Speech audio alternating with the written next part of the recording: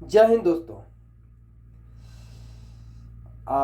आज मैं बात करेंगे power star Pawan Singh. Bhojpuri industry के पावर स्टार पवन सिंह निर्दलीय प्रत्याशी काराकाट से चुनाव लड़ने का दावा करते हैं और एक तरफ उपेंद्र कुशवाहा और दूसरी तरफ राजा राम सिंह। दो दो लोगों को बीच में टक्कर था और दो लोगों को बीच के टक्कर के बाद जो है तेसर में पावर स्टार पवन सिंह जब काराकाट लोकसभा क्षेत्र में एंट्री मारते हैं तो काराकाट के माहौल इस तरीके से हो जाता है कि पूरा भारत में काराकाट लोकसभा क्षेत्र जो है ट्रेंड करता है।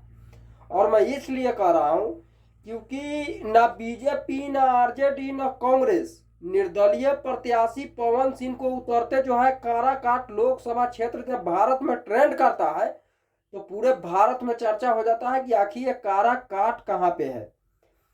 क्यों पता है? क्योंकि काराकाट क्षेत्र जो है, काराकाट क्षेत्र एक नया क्षेत्र है।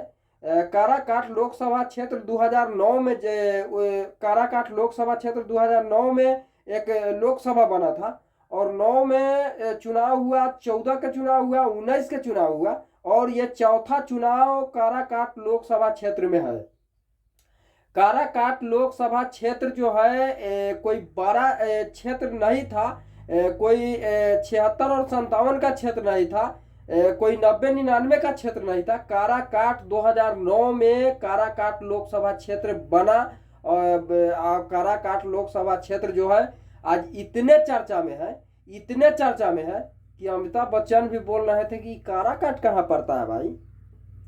अमिताभ बच्चन लाइव आके बोले थे कि ये काराकाट कहाँ पड़ता है, क्योंकि पूरा देश में चुनाव है लेकिन जितना काराकाट लोकसभा क्षेत्र के चुनाव है उतना किसी भी क्षेत्र को चुनाव का चर्चा नहीं है। जो काराकाट का निर्दलीय प्रत्याशी पवन सिंह उस क्षेत्र को जो है पूरा ट्रेंड करवा रहे हैं। रोड शो से लेकर हर एक चीज, हर एक मुद्दा जो है पावर स्टार पवन सिंह का ट्रेंड कर रहा है।